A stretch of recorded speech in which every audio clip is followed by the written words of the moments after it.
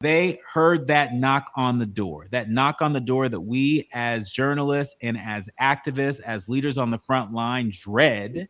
What's your reaction to what happened this morning? It's my reaction is just like everybody else's, right? Anger, frustration, maybe even throw in a little bit of fear, if I'm to be honest, right? Because they come knocking at Don's door or Georgia Ford's door, then it's only a matter of time before they come knocking on Ebony's door, knocking on my door, right? Knocking on your door. And so all of that is what I'm feeling. But at the end of the day, going back to what Kelly was talking about, right? Going back to what Kenya's been saying, at the end of the day, recognizing that we've got power, at the end of the day, recognizing that they're doing this because they fear our power, right? I mean, think about it. They are now demonstrating that they will, if you are recording and documenting and telling the stories about what they are doing, then you might get a knock at your door.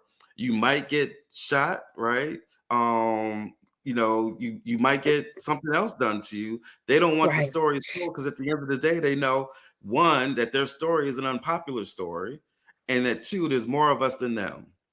And that's why they're doing this. And in particular, coming after Black journalists, because what they definitely don't want is that Black journalists tell this story and that folks like us, like those in our community who maybe up until this point haven't necessarily been that engaged. Maybe, we're part of the crew, however big it is, that's saying the stuff like, oh, this ain't our business. This isn't about us, right? We did what we were supposed to do back in November. They definitely don't want Black journalists telling this story to a Black audience, because then we get more involved. And they can't handle that, because what we know is, what the history of this country shows, is when we get involved, stuff changes.